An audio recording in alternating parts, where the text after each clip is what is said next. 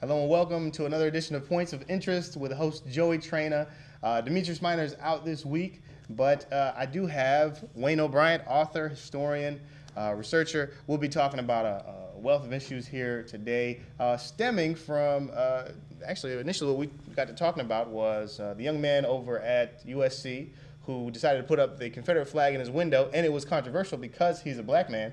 But it brought all this attention and conversation. I got into a conversation with Wayne about it, and from that I was able to see a short video of his that we'll be working to get online for you guys to view yourselves. Brought up a lot of things about race, about Black history, and we're coming into another Black History Month. We just ended the MLK holiday this past weekend. I want to get right into questions with him, but I do want to say a big shout out to the organizers of the parade on Laney Walker, and also the Progressive Religious Coalition for putting together the fantastic service that was put on last Thursday. I was able to attend and hear Reverend Raphael Warnock from Ebenezer Baptist Church in Atlanta, MLK's home church. And it was something else, man. It was incredible. He was spot on. He was funny, and it was, if you weren't there, you really missed it. If you were there, you know how incredible it was. And then this past Monday, Reverend Larry Fryer was the keynote speaker for a program put on at First Baptist Church. And everyone was there. Goodness, the mayor was there. District 1 Matt Aiken was there. Fred Russell was there. Goodness. So if something went wrong in that building, you know, we would have been a whole new city the next day, because everybody was there. Great presentation by the Reverend Larry Fryer, and we hope to see, you know, really good things to come from what was spoken about on that morning. We'll get right into it. Mr. Wayne O'Brien, is it Dr. Wayne O'Brien? Mr. Okay. I want to call you doctor because I've learned so much from you just in the past couple of days of meeting with you.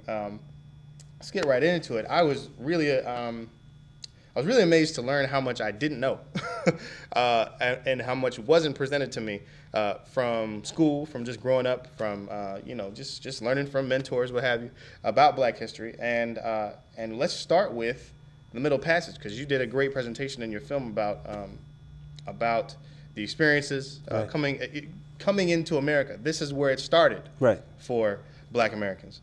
What can you say about it? Yeah, when I deal with the Middle Passage and dealing with American history, it's because African American history is not the same as actually anyone else's history.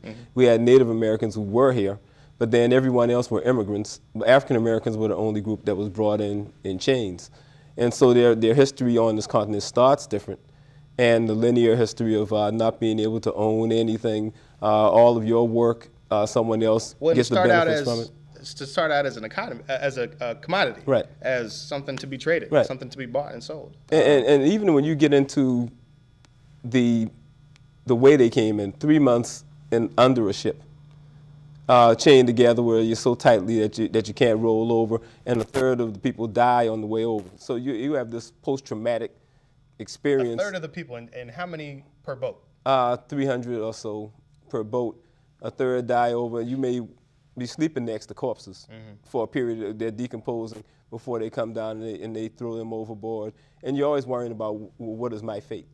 So there's these psychological things. So you had these people that had to be physically strong and mentally strong to even arrive on these shores in one piece. And how were they cordoned into the ship? How does one of those slaves, or one of those people about to be thrust into slavery, find themselves on that ship?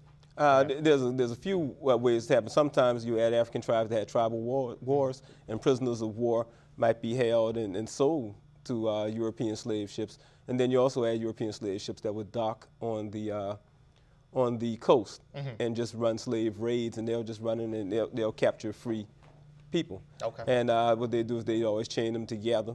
And they have what they call a yoke, where you might be neck to neck as well, so that they can control you. And they put you in a thing called barracoon, little holding cells on the coast, waiting on the boat to come out and pick you up from the coast and take you to the bigger ship. Okay. And then the trip across the Atlantic from West Africa into the east coast of America, or some of the islands in South America, that's called the Middle Passage, the trip from Africa to, and like I said, in the Middle Passage, you may lose a third of the people. Right. so real quick, last thing on that, on the Middle Passage section at least, some of these people were chosen, or once they were brought, whatever skills they had, Right. they would bring them with them. Right. So which made an incredible impact on what markets we were able to exploit from them Right. in this country. So they're coming through, and to give people an idea, where did they arrive in America? Because the East Coast of America is similar to the West Coast of Africa, especially in those middle states. We'll say southern states. Okay. Climate and everything. All right. So they would, if Charleston is conducive to growing rice, then they would go to Sierra Leone in Africa because they grew rice there. And they were agricultural specialists, and over centuries they had developed the best methods. So they would actually go and target, these are the ones we want for this area to grow rice. And so different skill sets, were kind of targeted for different regions. Okay. And you said Charleston was? Charleston was probably ground zero. Yeah. Because there's an island off the coast of Charleston called Sullivan's Island. It's called the Ellis Island of the Slaves. The majority, I think that now the numbers even have gone up, that probably about half of all African Americans in the United States can trace a relative that came through one of the ports in Charleston. Wow. So it's kind of, and right now they're working on an international museum of African American history that will be like nothing in the world, because that's the place that they landed. And the city of Charleston is behind it. The mayors are on the board. Yeah. Representative Clyburn. So you can see. Can you still see auction blocks? Can you still see structures They where have people were slave chained markets Okay. Still in Charleston, and there are blocks down near the Custom House. So a number of the sites are still there. So when I take people on those tours, we're able to actually talk about it and stand on the actual sites. So it's history. It's right under us. We can Right. look at it anytime. So fast forward, and we get into a big area of history that, again, I didn't realize how little I knew, or how little I was exposed to coming up in primary school. But the Civil War. We move into the Civil War, and South Carolina takes the charge, takes the initiative in seceding from the Union as Abraham Lincoln is taking office, or is in office now at the time. And we understand, I think as a lot of people understand, that or I hope it isn't up for too much debate, that the secession was because they wanted to protect their right to own slaves and continue slave trade. Is that correct? That's correct. And see, what's interesting about secession is at the dawn of the election, the eve of the election, Charleston ran a newspaper piece that said, if Lincoln is elected, South Carolina will boldly move for a confederacy, a Southern Confederacy. And this was a free election. They had a candidate in the race, and the Republicans had Lincoln in the race. And they said, if our candidate doesn't win in a free election, we will pull out of the Union. And so Lincoln wins. They make good on their threat. It's December 20th, I believe, they seceded from the Union. About 100 men made a decision for the entire state to secede. It's in Charleston, the secession convention. But what's interesting is Lincoln hadn't even taken office. See, Lincoln was going to be inaugurated in March. Okay. So they pulled out of the Union before he even takes office. They start the Confederacy before he takes office, and they actually elect Jefferson Davis as the president of a new country before Lincoln is even inaugurated. And in their causes for secession that they wrote, they said because the northern states, the non-slave owning states, have united in electing a man whose purposes are hostile to slavery. So that's the reason they gave. Right. Because now at the time, are people still being shipped in from Africa for slave trade? No. No. Okay, that has. The African slave trade, they call it the the one in the Middle Passage, transatlantic. There was, when they wrote the Constitution, they said that in 20 years they would ban the transatlantic slave trade. But you had enough slaves that had already been brought into the country that you had a domestic slave trade because all of your children would be slaves. So that you could have, you could buy 2 slaves, a male and a female. They could have 20 children because they, started when they were teenagers, and those 20 children have 20 children apiece. Now all of a sudden you got 100 slaves, and you started with 2. So they were always able to reproduce their own slaves, and then of course you had the cases of masters taking advantage of the women, and so that's when the color lines start to generate. But like I said, they were able to create their own slaves, so they didn't need the transatlantic slave trade anymore. Okay, so we in the Civil War, which kind of what brings us to today, to speaking, because the Confederate flag is what was in the national news with Mr. Byron Thomas choosing to put that in his dormitory window. His argument being that the Confederate flag was a symbol of Southern pride, or could be now maybe warped into a symbol of unity, or which can never happen. Which, yeah, in our view, obviously is not possible. And but so in this Civil War, something that people can point to, which I could point to, remembering when I'm coming up, is that I hear that black people fought in the Confederate Army. But what you hear, what I remember reading in the books is, okay, so some black people fought in the Union Army and some black people fought in the Confederate Army, and you get the picture there, you get the assumption that, or you can come to the assumption that it was just a split population that were fighting for either side, and but that isn't the case.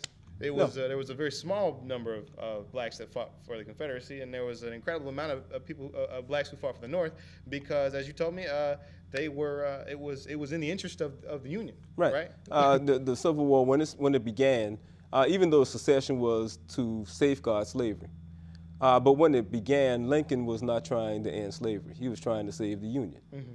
And but because the Confederacy actually had been scoring a lot of major victories in the beginning, he thought that they may lose the war if they didn't free the slaves. So, and even in the Emancipation Proclamation, he says that this is a war measure.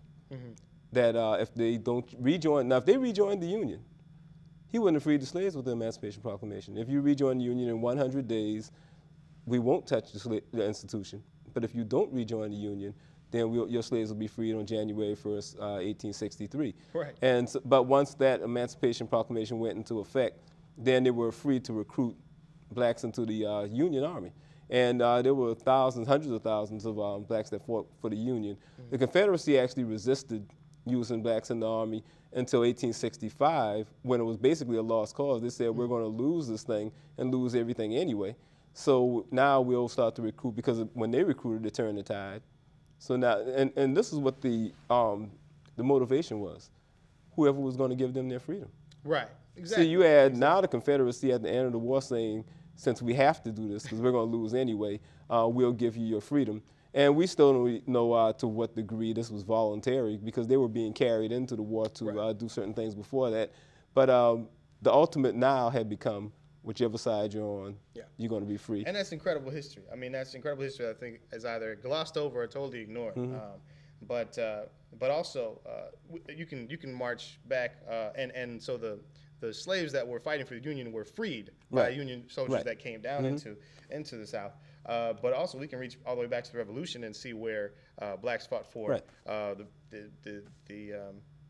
fought for America against the British. That's the big untold story is how did slaves become free in the North? Because all 13 colonies had slavery at first, but because black people fought in the American Revolution to actually create this country. They didn't want to re-enslave them, so they gave them their freedom and gave their families their freedom.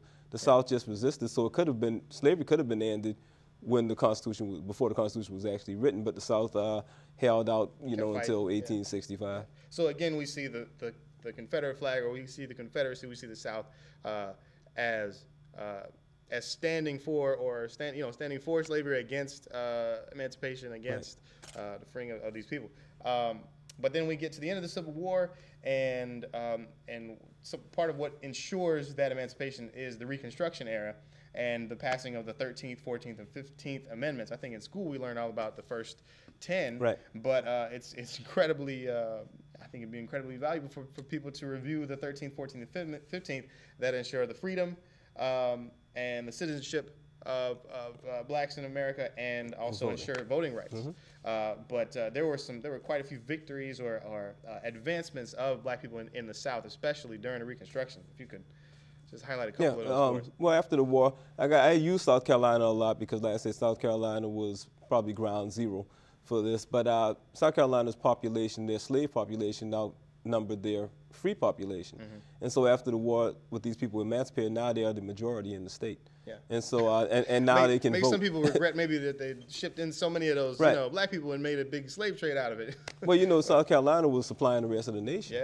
Yeah. And so they, like I said, after the war, they became the predominant citizens in the in South Carolina. And with the vote now, they were 70% of the state legislature after the war was African American. And, you know, they were 70% in the Constitutional Convention, so they wrote a 1868 Constitution that created the public school system to make sure that everybody, because like I say, poor whites even weren't able to go to school. So they created a system that helped everybody. And like I said, they won political office, they began to become business owners and started going to universities and things. But Reconstruction only lasted 10 years. Here's a question that I don't think has ever occurred to me. Was there any effort in that time, in the time of Reconstruction, for integration as we know it?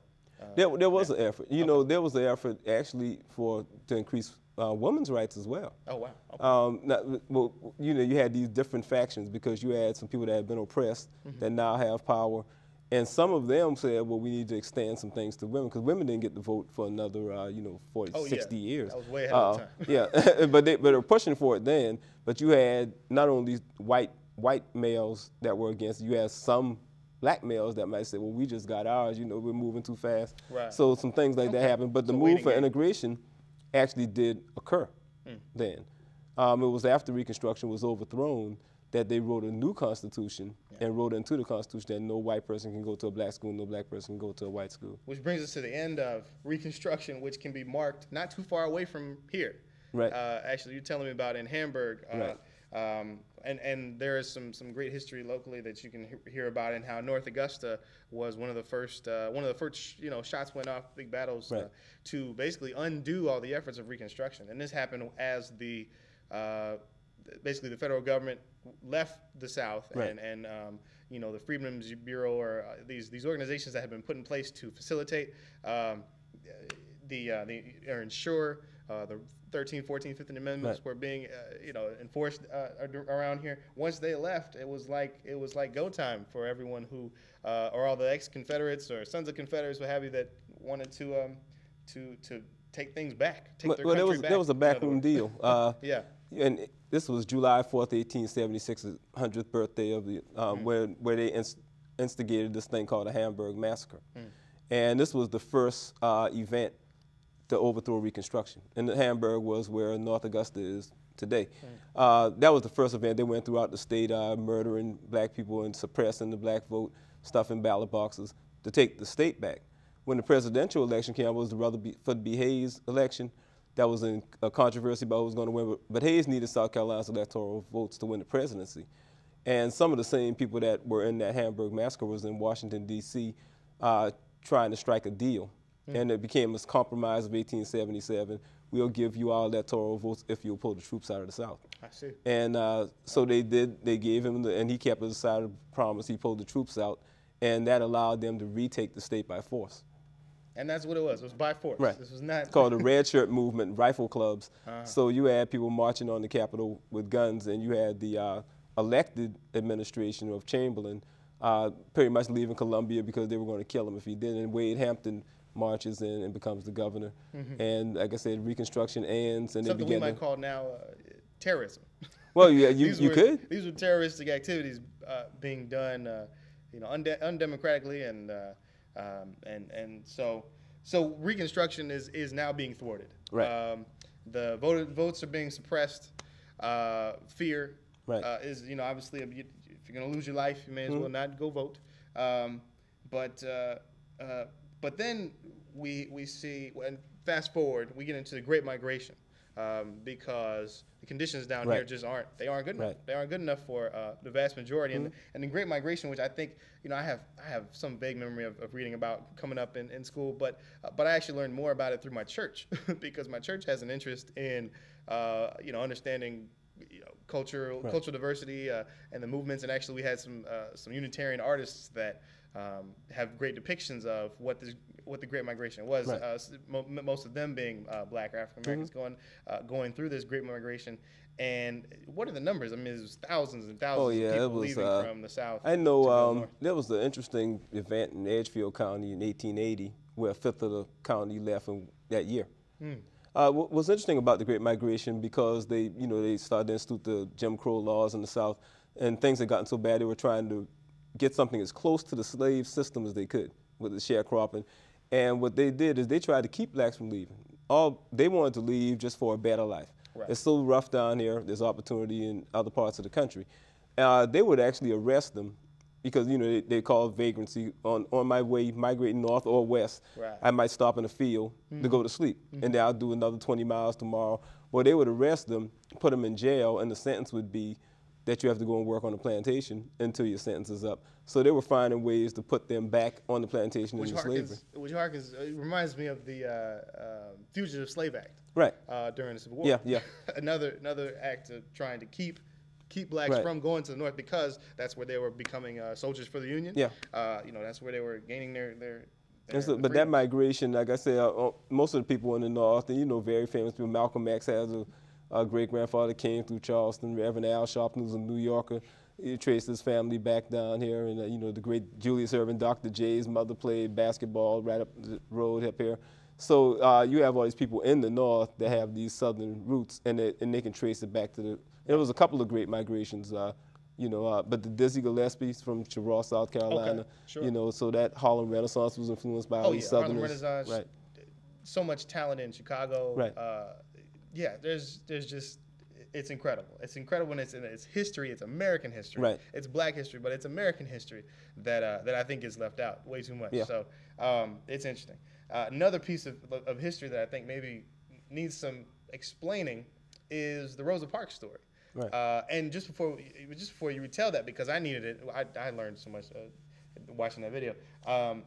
Is essentially the civil rights movement almost wasn't necessary. It wouldn't have been necessary had the Reconstruction, had the resolutions from Civil War been enforced. Right. If history had been allowed to progress naturally, after the Civil War, you have freedom, you have rights, civil rights already. Democratically. Yeah, and you also have voting rights. But it was when Reconstruction was overturned and new laws were written to suppress that it made the conditions necessary for there to have been a civil rights movement. Civil rights is not a black or white issue. Civil rights are rights that citizens get.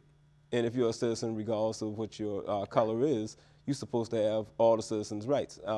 You had one group that they were allowing to exercise their rights, and another group that they were suppressing and keeping them from exercising their civil rights. So in the movement, you'll see white, black, and every ethnicity, as well as every religion in the civil rights movement.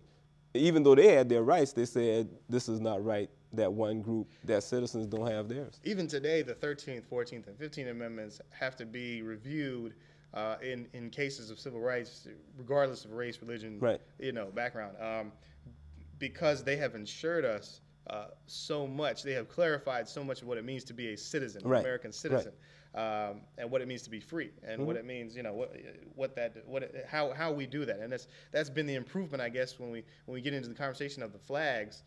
You know, the Confederate flag was always a movement away from these freedoms, these civil rights, these abilities, and whereas the American flag that we, you know, take an oath to, you know, today has been representative of the progression, has been something that we've always been working on, that we continue. See, the American ideal is one that, you know, Americans believe in, and it's you know, all men are created equal, and you know, equal rights and protection under the law. So African Americans, even though they were being oppressed, they could work within the system to improve it. Right. You know, within your Bill of Rights, says you have the right to petition your government. You have the right to have your grievances heard. So in a nonviolent movement that Martin Luther King spearheaded, he's saying that we actually have the right to do these things, you know, to have our grievances heard as long as it's peaceful. So they use the law to actually change the law. Exactly. So so Rosa Parks now, we get into this story because I think the narrative that I remember growing up was that this petite old black lady got onto a bus and decided not to get up one day, as if she was tired. I think I remember reading somewhere that she was just tired of having to give up her seat, and that's only part of the story because she actually went on that bus with a mission. Rosa Parks was a secretary in the NAACP and a youth advisor, and she met a lady in Charleston named Septima Clark who actually inspired her. Septima Clark, they call her the grandmother of the civil rights movement because she had been doing this 30 years prior to Rosa Parks. Wow. But when Rosa met her at Highland School and was returning home, she decided that I'm going to do something, I'm going to take a stand. They had a meeting with the NAACP group, we need a case to challenge the bus segregated system. And a young lady had actually been arrested before Rosa Parks. She was a teenager, but she was pregnant. And they said if we use her, then they will attack her on the stand instead of what we're trying to do and get our mission off. So Rosa actually volunteered because her character was such in the white and black community that they would not challenge her on the stand. So she got on the bus that morning in the first section of the black colored seats. When the bus fills up, then colored people would have to get out of the colored seats and move back further. And so she sat there with the intention of not getting up to force an arrest. And once that, she didn't get up and they forced the arrest, now the NAACP had a case that they could take to court and challenge the system. And Martin Luther King comes down to Selma. Well, he's actually interesting because he wasn't, his wife was from Alabama. Okay. So, and he's from Atlanta. Right. But they met up north going to school in Boston. So Martin Luther King really, by divine intervention ends up in Alabama. He's visiting his wife's family. And so he's doing some guest preaching. Wow. And some people ask him, we're looking for a pastor. Could you come down to Dexter Street Church to pastor? So now he's in Alabama, and this is before the Civil Rights Movement. He lands there just before Rosa Parks, because he's not a part of the Civil Rights Movement. But once the movement starts and the boycott starts, they bring the preachers in, and they say, because we have to get messages out to the churches that don't go on the bus. But there's this young, eloquent preacher at this church that we think he'll be a good spokesperson. And so they ask him to come on, and he says he doesn't want to do it because these other people have 30, 40 years of experience in civil rights things. So he wants to defer. Sure. But they're looking at the gift that he has and say, we think this is our guy. So they fool him, and they say, can we have the meeting at your church? And he said, I should have known then that they were really setting me up. But they had a meeting at their church, and they nominated him, and so he becomes the head of this movement and steps into something that would become, his purpose. But like I said, it's the way it unfolds. Sure. That and every movement needs its organizers, it needs its drum majors, as we know. And so they placed him. That's something else. And I'm glad you said divine intervention. A lot of this, he was in Boston. I'm familiar with that history because he attended some Unitarian churches there, and we Unitarians, we have to be careful because we take an auxiliary role. A lot of our congregations are elite, or they're white, or they're upper middle class, white congregations. But throughout the civil rights movement, we were looking to be a part, looking to be an integral, playing an integral role. And unfortunately, we lost Reverend James Reeve in Selma, and his death, along with the death of Viola Liuzzo, which was kind of had its own problems with the CIA and what have you. Got those conversations going about. It was interesting. Conversations that weren't being had began to take place because now it didn't. We had crossed the color line. It wasn't just the civil rights movement was just for black people, and you see these upper middle class white people losing their lives to the KKK, to hate, to ignorance, to. The civil rights movement wasn't about black and white; it was about wrong or right. And you had some white Northerners who were coming down saying this is just wrong. And so they came down, but they lost their life, in helping other people to get rights that they were being denied. We were, and as a congregation, we were happy to be honored. We try to be humble, but we were happy to be honored at the local service that was held at First Baptist. As we continue on, because now there is a modern movement, and we only have a couple more minutes, but the modern movement now is a measure of combating resegregation of education. That really funnels in our prison population is made up of a great majority of which is black, but either poorly educated or uneducated, dropouts, what have you.